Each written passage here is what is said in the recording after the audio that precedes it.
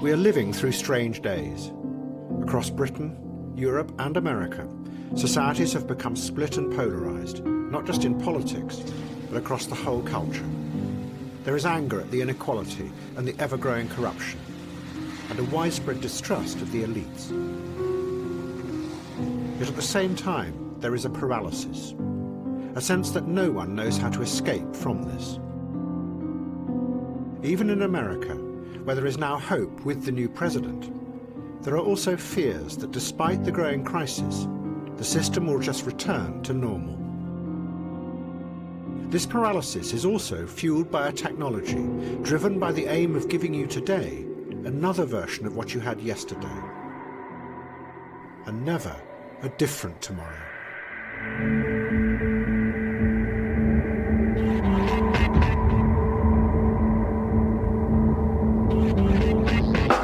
These films are a history of how we got to this place, and why both those in power and we find it so difficult to move on.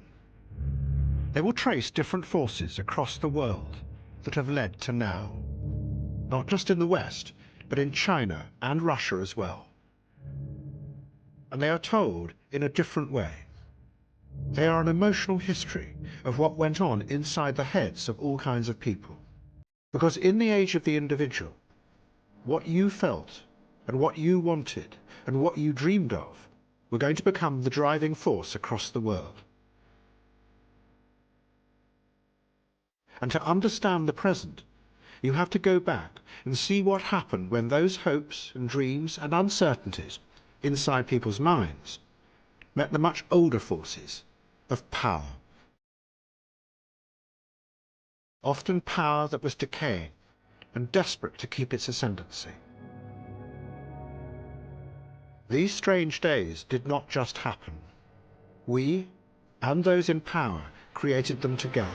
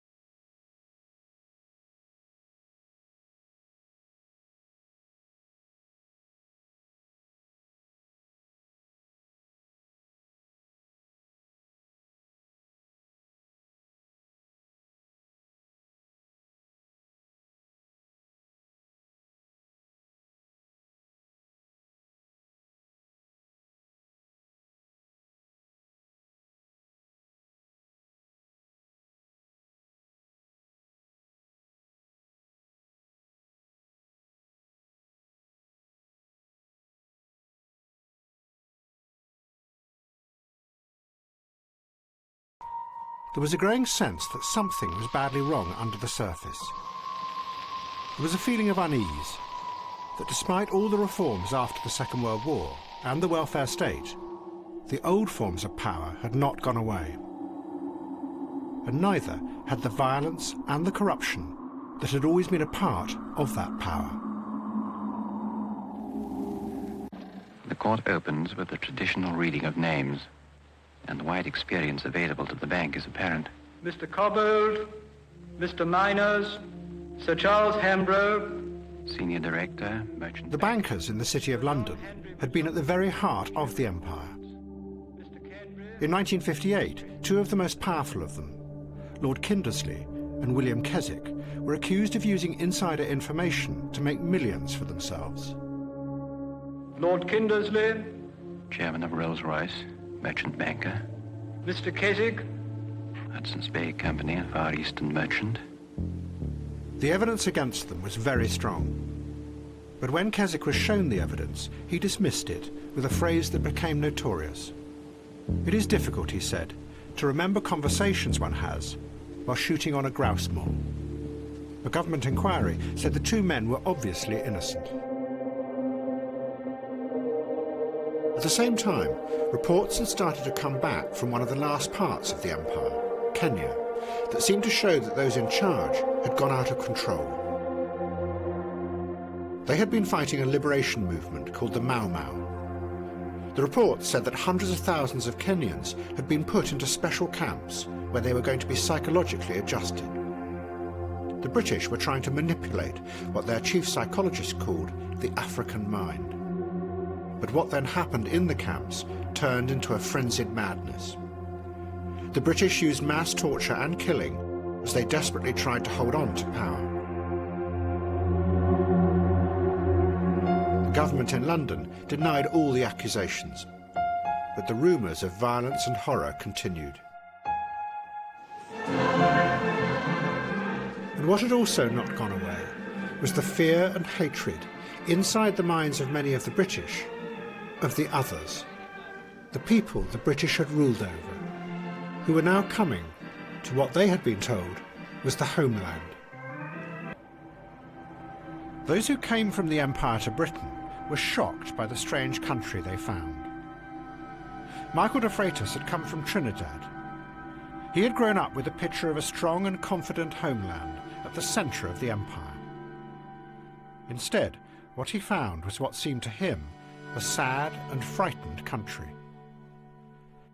You must remember that when we came to this country, we were not traveling to a foreign country. We were taught, I was taught when I was a young man, that my country, Trinidad, was an extension of this one. We were weaned on the concept of the empire. When I was a young boy, I stood in 90 degrees of sun, day after day, and sang all kind of silly things like God Save the Queen, Land of Hope and Glory, Britannia Rule the Waves, with the greatest of fervor, and believed every word of it.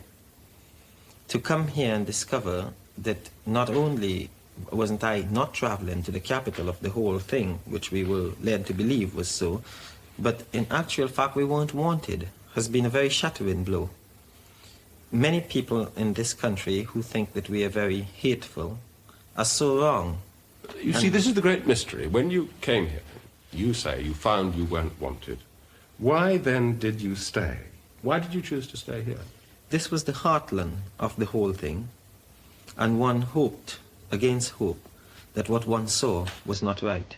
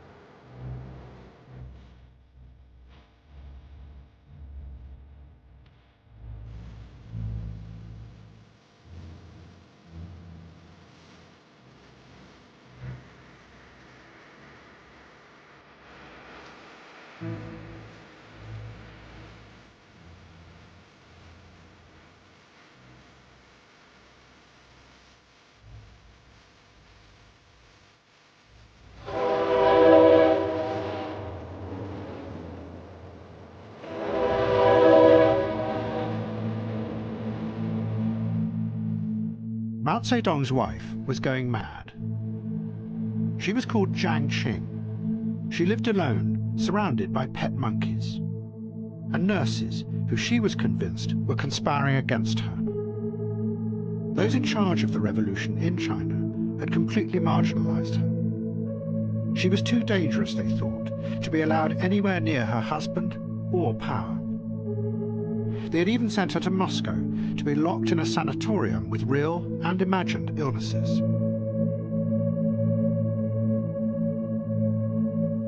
But now, Jiang Qing's husband was facing disaster. The revolution had led to horror. 30 million people had died from starvation in the past 3 years. The other leaders wanted to get rid of him. And suddenly, he called for her.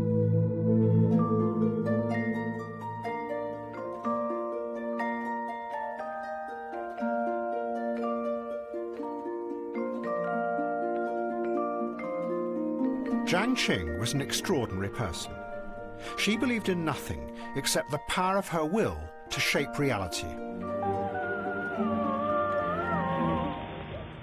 She had begun as an actor in films in Shanghai in the 1930s.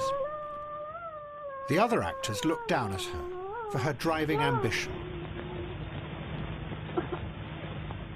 She liked to be on the top, you see, always. She's a very ambitious woman, and she liked to be a top, and she plays with, with all the directors, cameramans, make them, pay attention, you see, and interest in her, so she can have better part of the film. She married a quite famous writer called Tang Na, and after marriage, she doesn't feel very satisfied about her husband, because her husband is not the very, very strong man. And she left him, and he jumped to the river. And then the water was very cold, so he jumped up again, you see.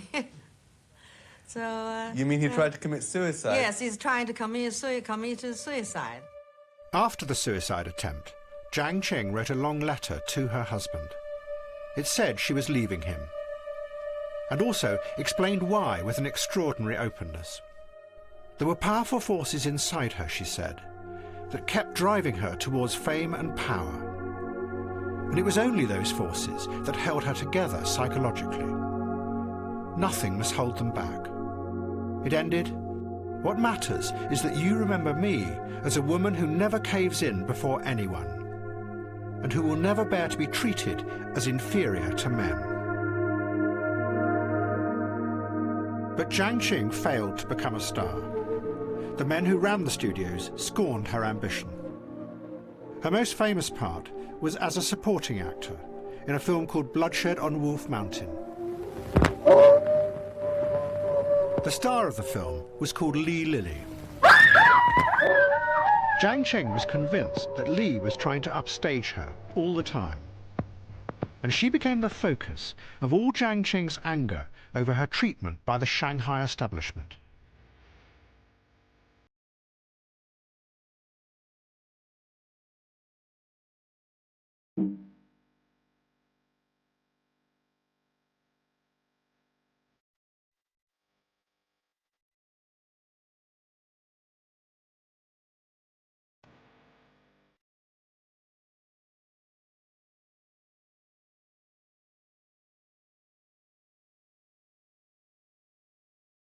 Bitter and disillusioned, Jiang Qing left Shanghai and travelled to join the communist resistance on a remote mountain in Yunnan.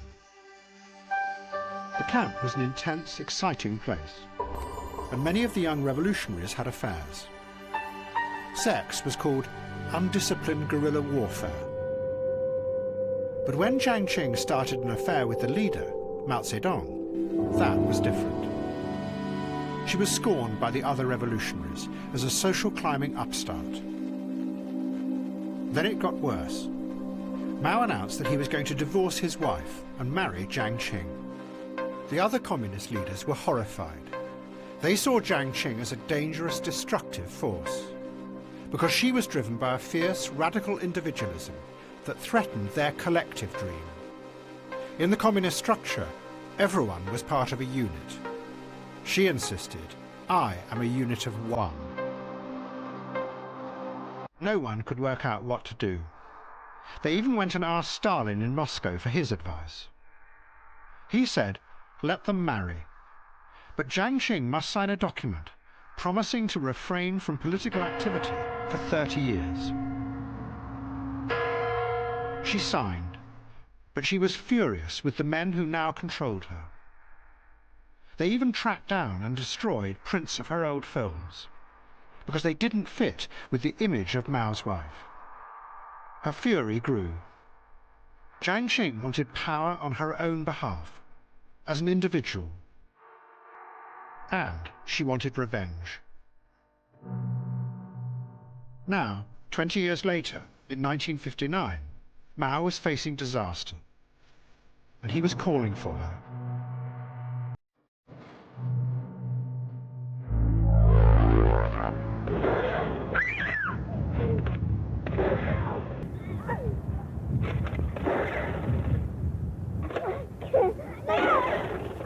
You're dead. In America, the idea of individualism had become central to the politics of the Cold War. What are you, bulletproof? Get out from behind that tree. Because it was what defined the United States against the collective ideology of Russia. At the heart of it was the picture of a strong, confident individual living an independent life in the new giant suburbs outside the old cities. My gun won't shoot that far.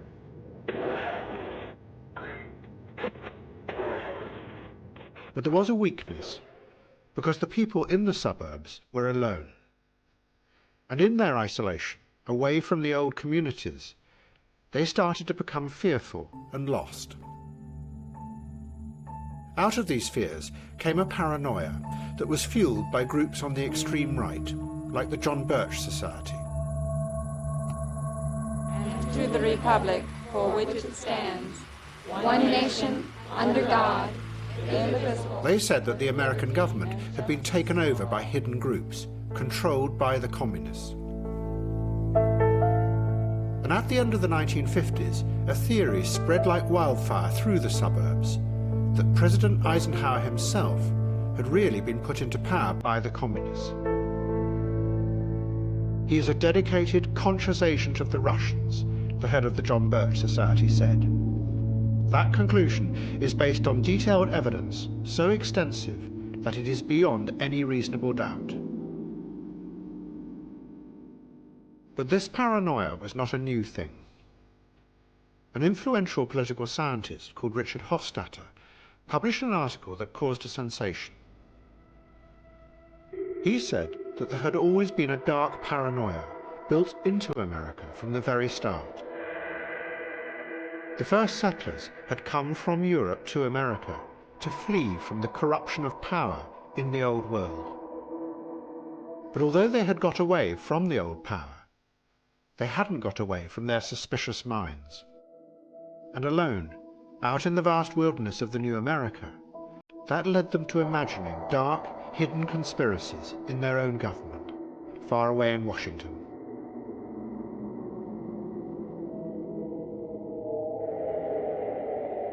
One of the first of these, in the early 19th century, said that a secret group from Europe, called the Bavarian Illuminati, were running a giant conspiracy in America to destroy the new democracy. In reality, the Illuminati had been a utopian movement who wanted to replace religion with reason. But instead, they now became the first of a series of frightening suspicions that fed off the isolation of the settlers in the New World.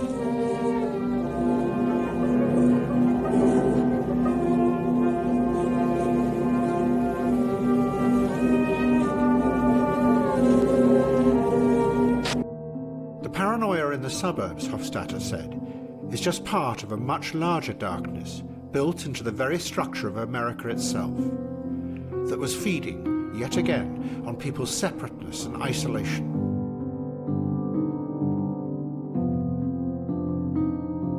But in the same suburbs, there was a new movement rising up that was going to confront and challenge these fears.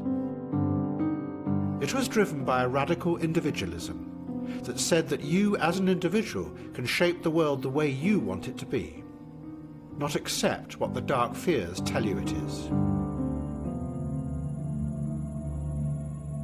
It would be one of the main foundations of the counterculture movement that was going to spread throughout the West. But now it was just beginning, born out of odd moments across the suburbs of California. One night, Kerry Thornley went with his friend Greg Hill to a bowling alley. They started to discuss reality. Thornley insisted that there was a fixed order to the universe, but Greg said that the universe was chaos, and it was human thought that projected an order onto the chaos. Sitting around in a bowling alley in 1958, to be exact, somewhere in the vicinity of Whittier, California, and we were discussing philosophy, and we were talking about order and chaos. Greg's theory was that order was projected on the universe, that it didn't exist at all, that it was a creation of the human mind, that order was entirely in perception and had nothing to do with what was going on out there in a completely chaotic universe. Thornley was inspired by this, and together he and Greg Hill decided to set up a movement dedicated to the idea of chaos. They called it Discordianism. Underlying it was the belief that individuals had the power inside themselves to bring order and meaning to the chaos, not the old systems of power that created the fear and suspicion. But then an extraordinary coincidence happened that was going to lead Thornley back towards that darkness in America. Thornley was sent to do service with the Marines, and at the camp he met another recruit who seemed to embody the figure of the free, independent individual he so admired, because he refused to bow to the power of the officers. He was called Lee Harvey Oswald, and they became close friends. Thornley had read the novels of Ayn Rand, and he decided he was going to write a novel with Oswald as the central figure, a hero of this new age. But then suddenly Oswald defected to the Soviet Union, and things became very strange. It seemed that the reality outside was even more chaotic than he had imagined. It was really a weird experience for me, because I was writing this novel based on Oswald. When Oswald defected to the Soviet Union, I decided to write a novel about a Marine who becomes disenchanted with the U.S. and goes to the Soviet Union. And so it was like the hero, and I didn't like Kennedy. I was extremely anti-Kennedy myself, because I was so much into Ayn Rand, laissez-faire capitalism, objectivism, and Kennedy was the arch villain of our movement at that time. And it was like the hero of my novel jumped up off the pages of my book and shot the president. And it was very weird.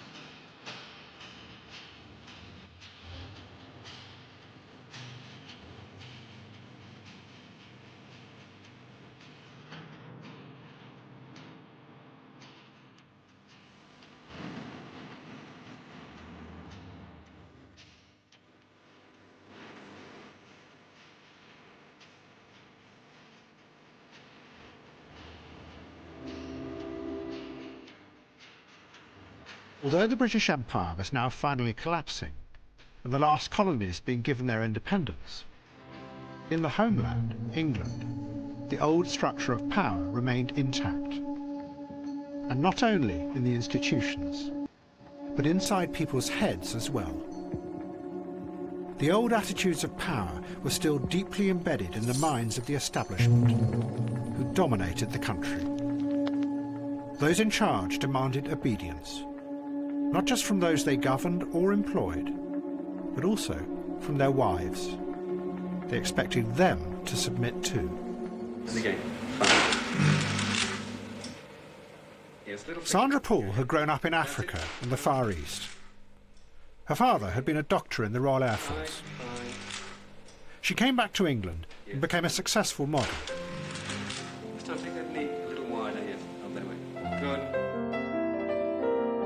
Then she met Robin Douglas Hume.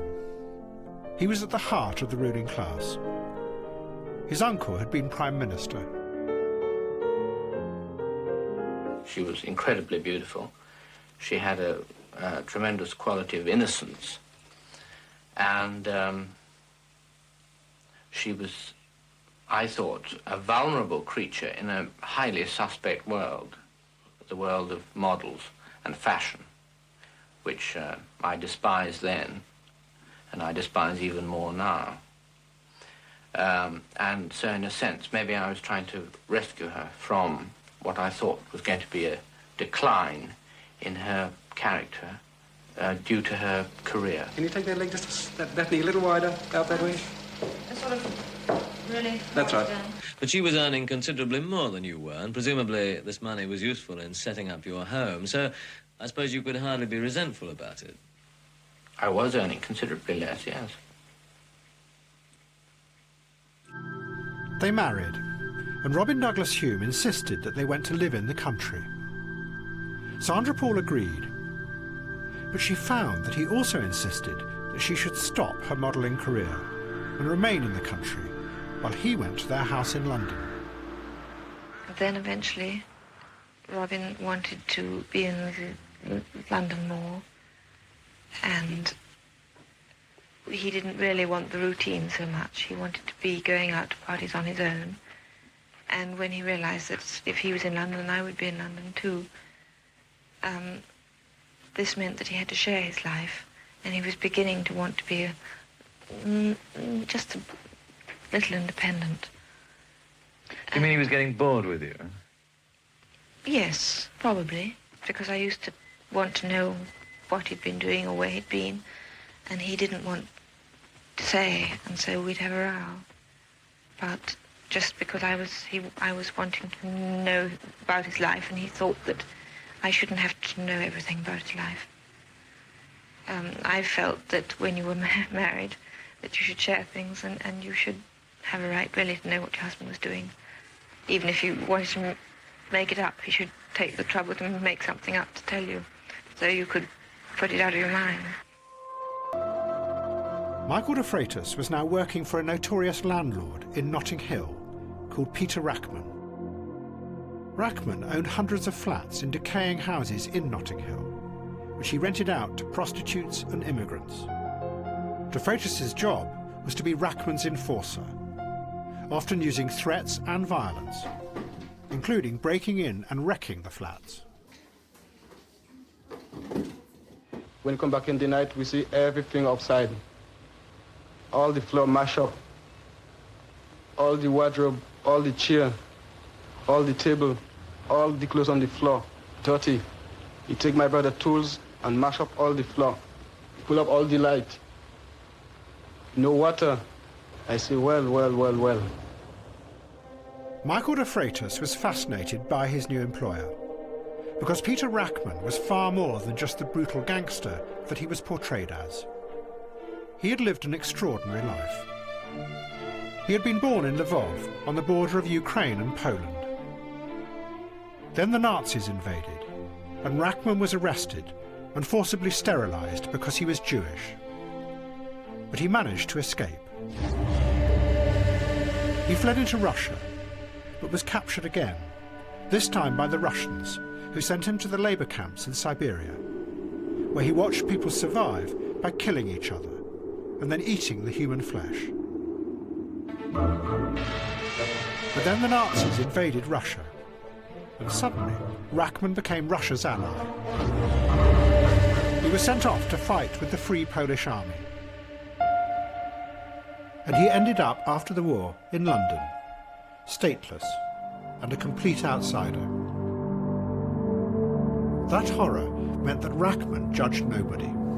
For him, the differences between right and wrong were luxuries for the privileged. In the face of horror, everyone was the same, focused entirely on survival. But the English judged him. He was hated with an overwhelming disgust as the face of evil. De Freitas believed that this revealed something that was hidden in English society. We start with the story of a man. Let me say straight away, a sordid story that some of you may well not want the younger children to hear. This is Peter Rachman, one of Britain's big-time 20th century racketeers. On the surface, there was the overt racism against the immigrants that Rachman was bringing into Notting Hill. A large number of people of Notting Hill are trying to mix the two races, are trying to bring about a coffee-coloured mulatto population in Britain. Then I regard it as no disgrace with the White Defence League to come on the scene and stand up for white interests. But De Freitas saw something deeper. Rachman's property empire was a brutal and violent one, but it was doing something that polite English society completely refused to do. He was giving people on the very margins of society, prostitutes and black immigrants, somewhere to live.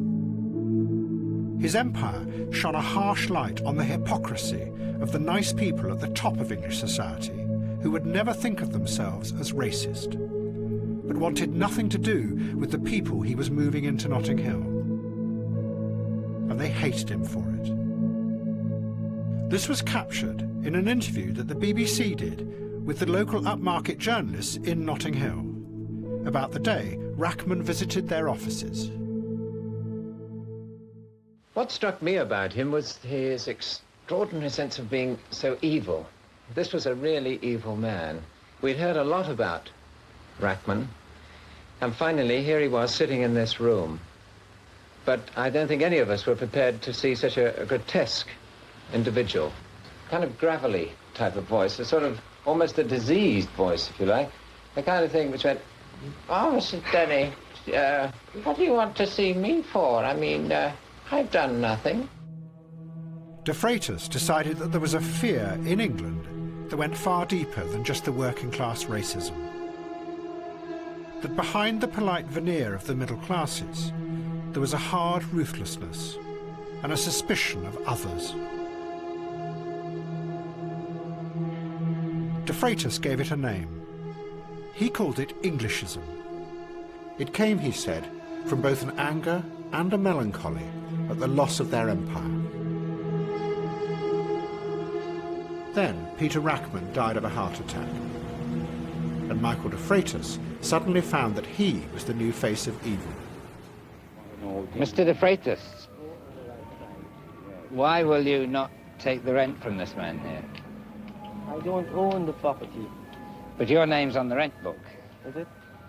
Well, you know it is. We can probably show it to you. Come here, Mr. de Freitas, because I need to know the facts about this. Why will you not take his rent from him? Mr. Barrett, will you kindly leave him? You know, let us...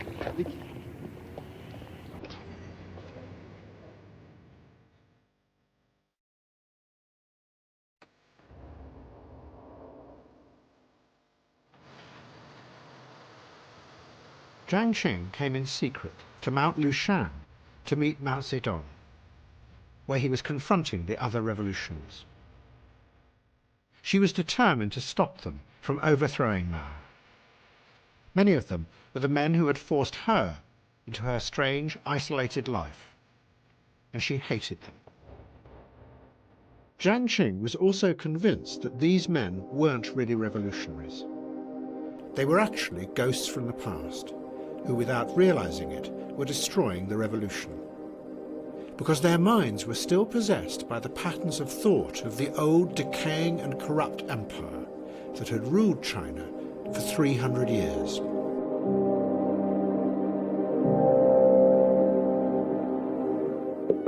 Mao pretended to give in to the demands of the other revolutionaries. But he told Jiang Qing to go to Shanghai and to prepare quietly for a new kind of revolution, one that would sweep the opposition away. Jiang Qing returned to where she had started, the studios of Shanghai. But now she was in control. And the new revolution was going to be driven by her self-expression and her imagination that had been stifled back then. The unit of one was going to take over the revolution and reshape the minds of the Chinese people. Because she could control the people's minds, she could control their images. She became the mistress of the arts and of propaganda and culture. She does have great personal charm. It's a severe charm.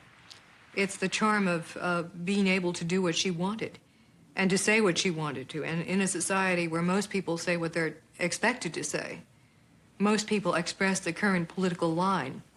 Her daring to reflect upon the past, to speak extensively about herself, and to make judgments of all sorts was extraordinary. And she's a woman of many parts, so, and needless to say, her relationship to the chairman was always the trump card. Jiang Qing began by taking old Chinese operas and reworked them, so they became dramatic melodramas about the need to struggle against the evil forces still hidden in Chinese society.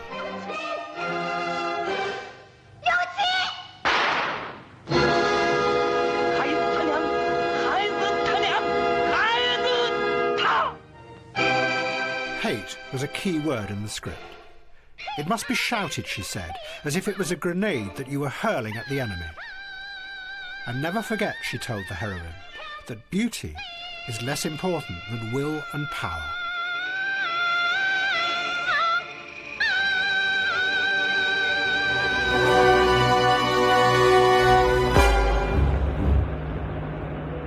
But the operas were just the start.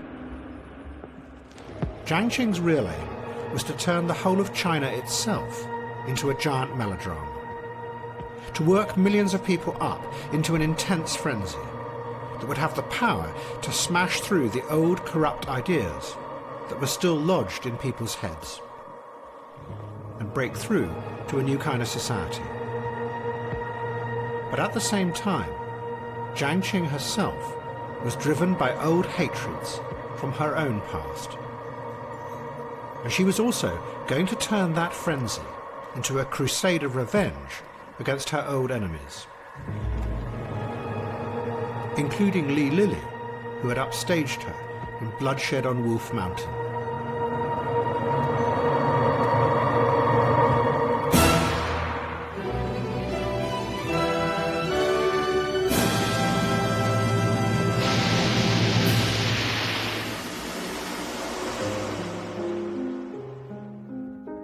Living quietly in New York, completely forgotten, was an Irish woman called Ethel Bull, who personified the very opposite of what Jiang Qing believed.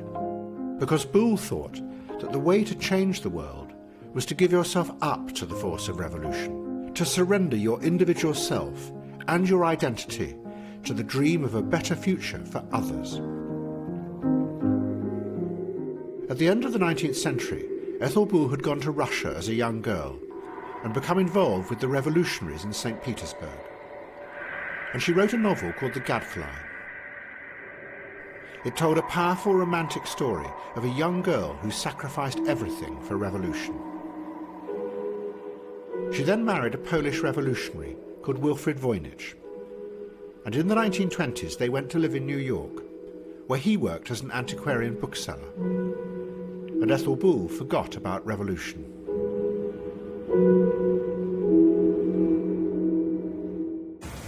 But in 1959, when the Bolshoi Ballet came to New York, the dancers were astonished to find that she was alive, and they rushed to visit her. Because Ethel Bull, without her realizing it, had become a hero of the Russian Revolution. She discovered that her novel had inspired millions of young revolutionaries in the 1920s to rise up and fight for the revolution, inspired by the idea of surrendering themselves to a grand historic cause.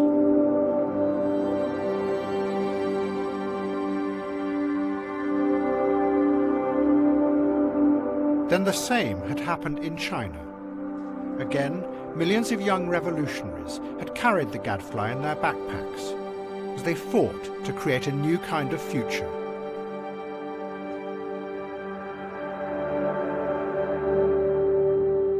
Now, Boole was living alone, and she had inherited a mysterious book from her husband. It was called the Voynich manuscript, and it was written in a language no one has been able to decipher. But one ballerina in the Bolshoi group didn't go to visit Ethel Boole.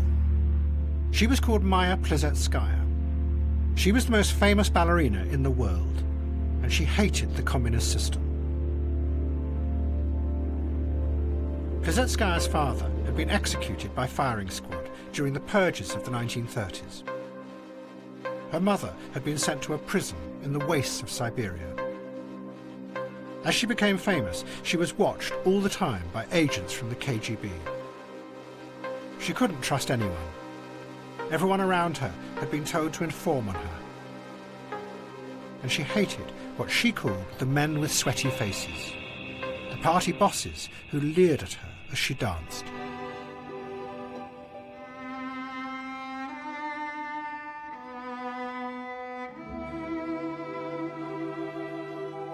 In private, Maya Plisetskaya wrote out her own manifesto. "I don't know about other people," she wrote. "I'll say it for myself. I don't want to be a slave. I don't want people whom I don't know to decide my fate. I don't want a leash on my neck. I don't want a cage, even if it is a platinum one. I don't want to be rejected or branded. I don't want to hide what I am thinking. I don't want to bow my head, and I won't do it. That's not what I was born for."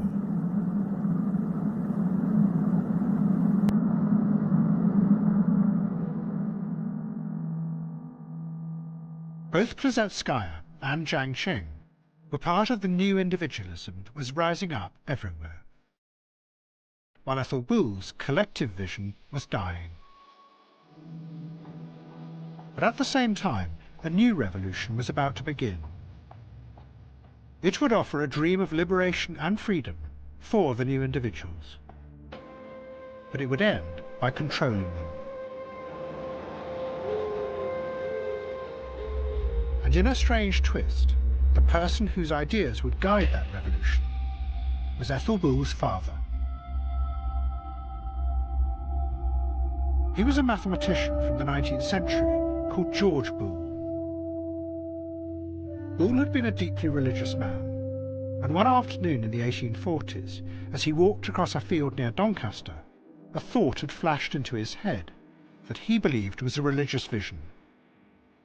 Boole suddenly saw how you could use mathematics to unlock the mysterious processes of human thought.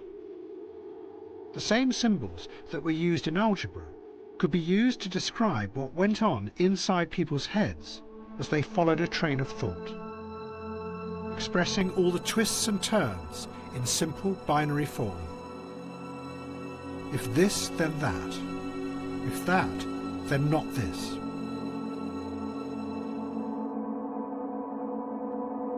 And in 1854, Boole wrote a book that caused a sensation. It was called An Investigation of the Laws of Thought.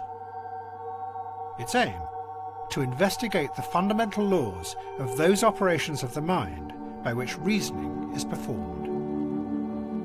Boole showed how even abstract concepts like virtue and passion could be put into equations, and then the symbols used to follow a pattern of thought to its conclusion.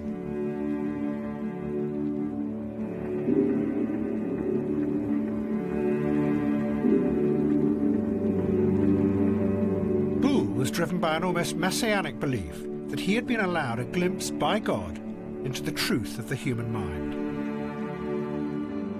But there were those who doubted this. The philosopher Bertrand Russell was astonished by the brilliance of Boole's mathematics, but he didn't believe that what Boole had discovered was anything to do with human thought. Human beings, Russell said, do not think like that.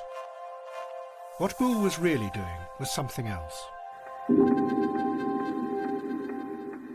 Throughout the British Empire, science had played a powerful role which has been wiped and forgotten today.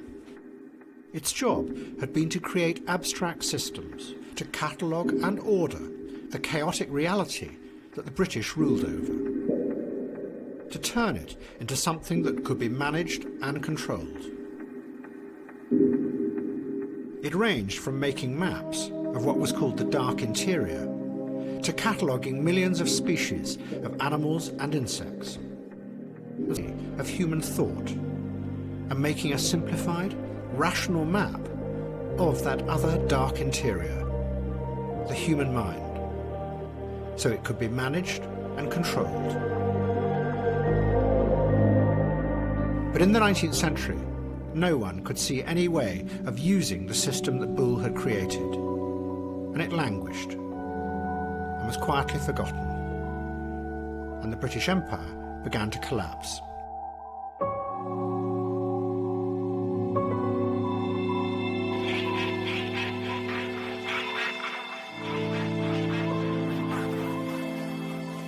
One day, Sandra Poole discovered her husband having sex in the back of a car with the Marchioness of Londonderry.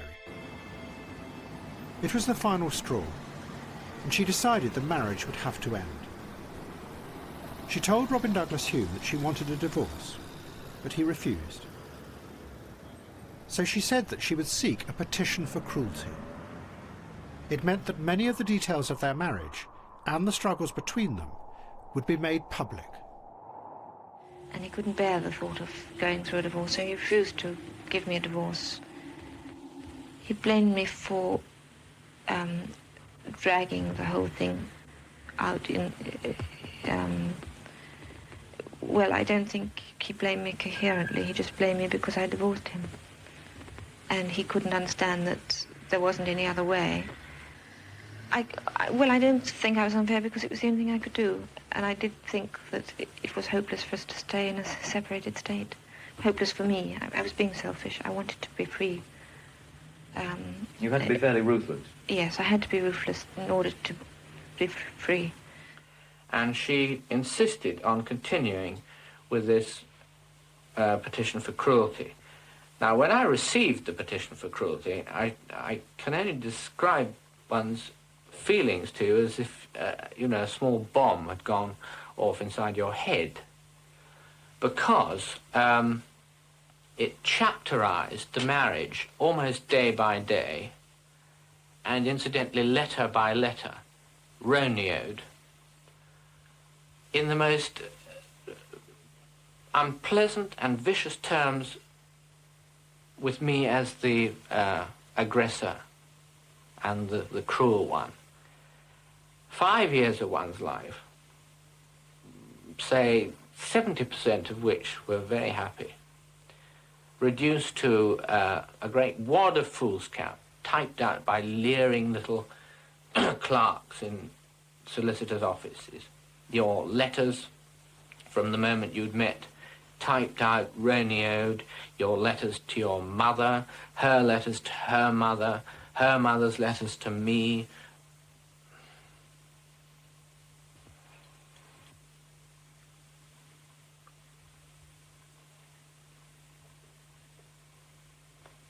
It was all right, you felt, to be regarded as an adulterer, but you couldn't bear to be regarded as cruel. I couldn't bear her to put a kind of tombstone on this marriage, reading in the way that that petition read.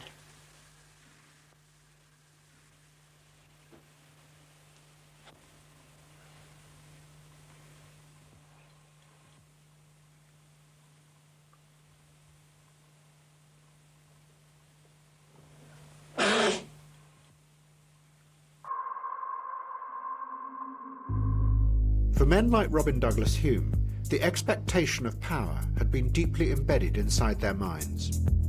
But as the world had changed around them, and real power ebbed away, they were left with a terrible melancholy, that in some would turn to despair. A year after the filming, Robin Douglas Hume committed suicide.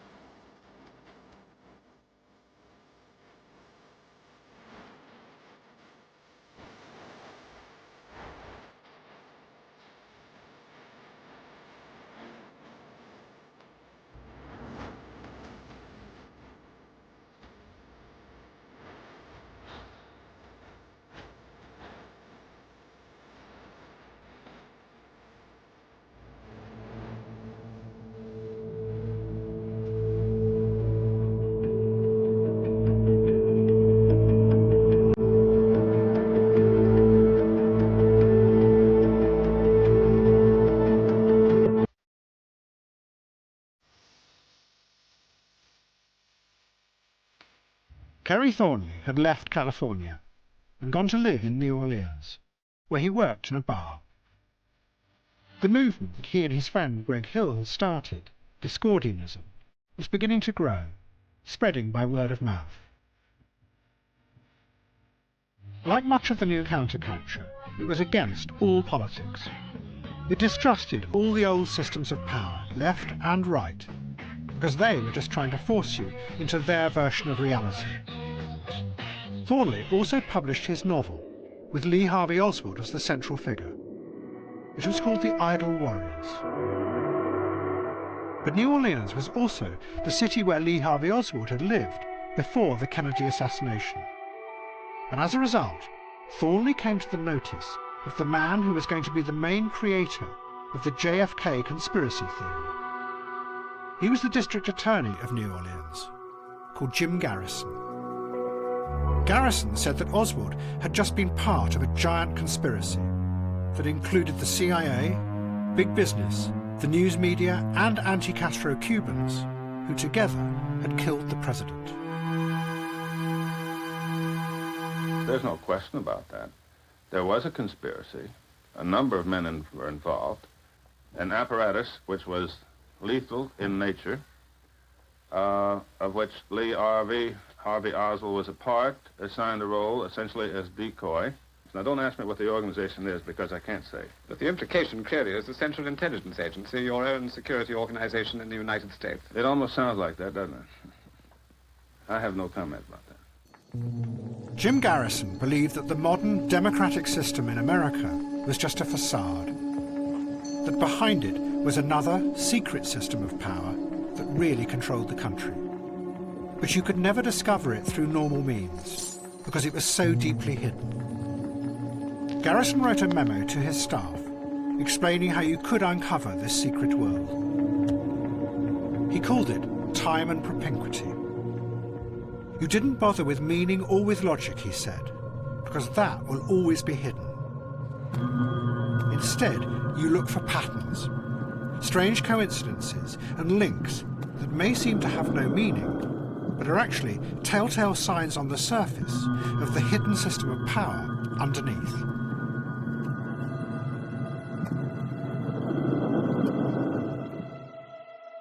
This theory was going to have a very powerful effect in the future. because it would lead to a profound shift in how many people understood the world. Because what it said was that in a dark world of hidden power, you couldn't expect everything to make sense. That it was pointless to try and understand the meaning of why something happened, because that would always be hidden from you. What you looked for were the patterns. And when Garrison read Kerry Thornley's novel, he saw a pattern. Not only had Thornley been in the Marines with Oswald and written a novel about him, but he had come to live in the same city that Oswald had lived in before the assassination. And in 1967, Garrison accused Thornley of being part of the conspiracy. Thornley was furious. He knew that Garrison was wrong. But he also hated the very idea of conspiracy theories. He believed that they were one of the ways those in power controlled you. Conspiracy theories made you believe that there were hidden forces that really controlled the world. And that made you as an individual feel weak and powerless. Suspicion, he believed, was just another form of control. Thornley wanted to find ways to free people from that kind of conditioning that held them back as individuals. There are ways of deconditioning people. This is what I'm interested in. I'm interested in finding some technique by which great masses of people can be broken out of their authoritarian conditioning all at once, to figure out exactly what that type of enlightenment is, that type of liberation from authoritarian conditioning is, and how to achieve it on a wholesale basis.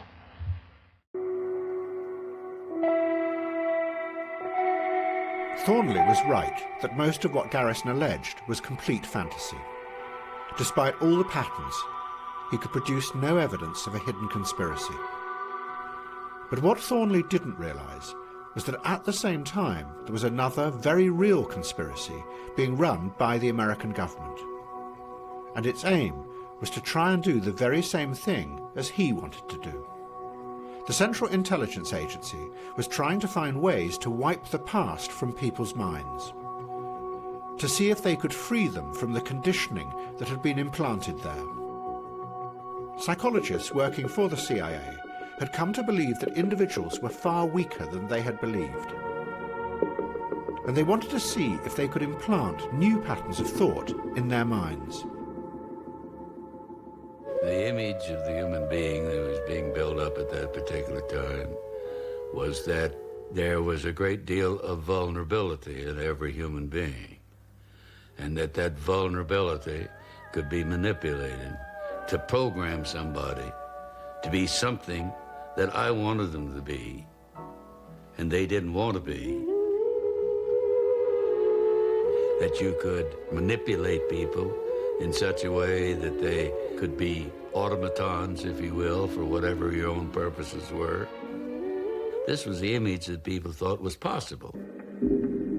The CIA set up a secret project called MK-Ultra. It was led by a psychiatrist called Ewan Cameron, who worked in a hospital in Montreal called the Allen Memorial. He took patients and, without telling them, experimented to see if he could wipe what he called the sick memories from their minds. To do this, he used repeated electroshocks and massive doses of LSD. They shipped me up to what they call the sleep room, and they gave me all of these electroconvulsive shock treatments and megadoses of drugs and LSD and all of that, and I have no memory of any of that.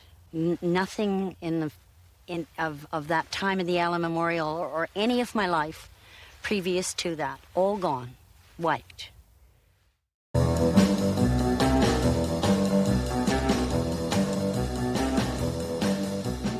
Some members of Discordianism were working at Playboy magazine. And Thornley decided that he was going to use Playboy magazine to start an experiment that would make people see how absurd all conspiracy theories really were. He called it Operation Mindfuck.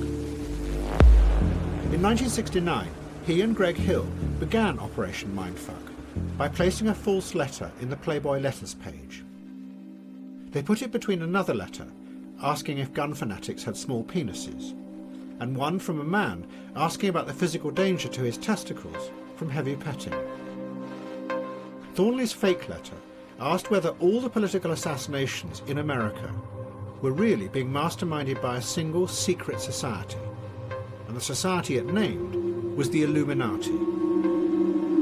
It said that the Illuminati were behind all the chaos and the fear that was now gripping America.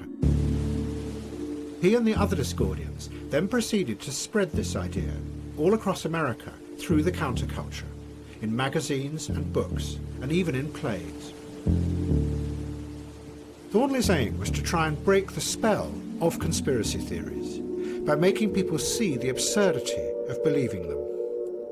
And he had chosen the Illuminati for the experiment because no one could possibly believe that an 18th century organisation from Bavaria was really, in the second half of the 20th century, the secret rulers of the modern world. It was clearly ridiculous.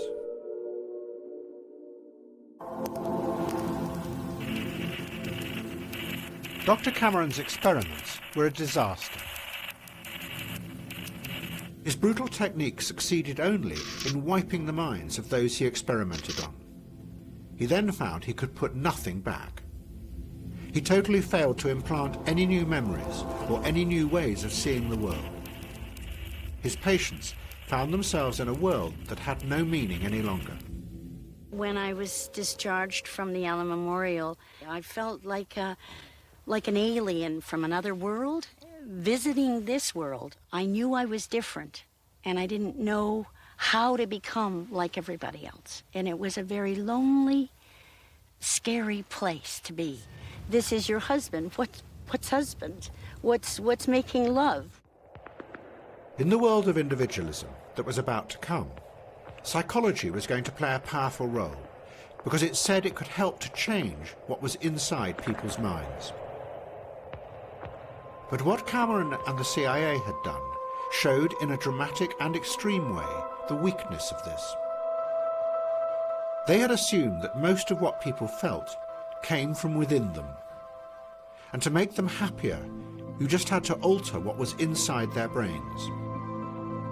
What was forgotten was the other view, that what shapes how people feel is the society around them. Above all, the structure of power that not only controls their lives, but also how they feel. And if you want to change the way people feel, you have to find a way to change that too. Memory is wrapped in what society has decided we should feel like. You should cry at funerals. I found myself not crying at a funeral, and I felt just fine. And I thought, gee, there's something the matter with me. I'm not crying. I should cry. Everybody else is crying. But there wasn't that need to.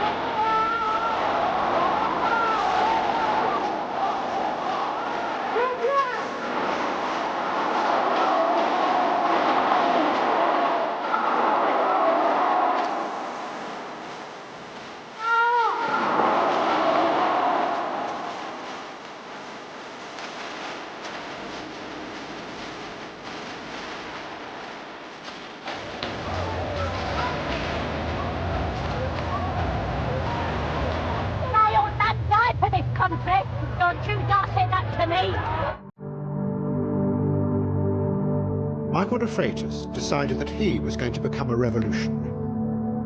He was going to challenge and expose the corrupt old structures of power that he believed still haunted and controlled the minds of the English people, even though their empire was gone. I can't live in this system. I don't like it. I don't want it. I want it destroyed. Everything, down to the ground, the lot, ashes. That's what I want.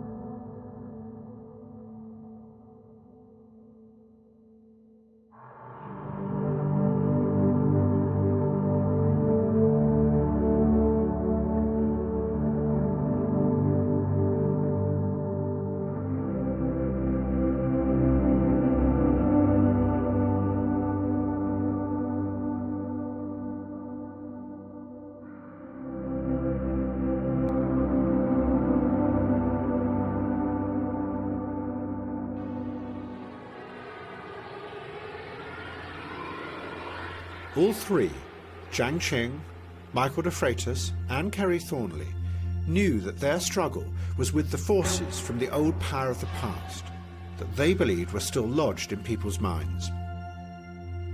But at the same time, quietly rising up was a new system that seemed as if it would never have to face that struggle, because it would be completely free of the past. The laws of human thought that George Boole had created had become the central structure of all thinking machines, computers, because it fitted perfectly with the binary switching system inside them, either 0 or 1. Out of that was going to come the dream of artificial intelligence, machines that could think independently, that could then order and manage the world as a rational system, not driven by the dangerous ideologies of the past. But back in the 1960s, as the engineers began to build the first neural networks, what they had forgotten was that the system of thought they were creating inside the machines did have its own history. That it had been born out of a time when science had become deeply involved in questions of power and control in the British Empire. And that what lay behind the computer logic was the aim of simplifying human thought, which would finally allow you to colonize the last free outpost, the human mind. But unlike the old empires, where power was visible, this power would be hidden in remote places, in the servers.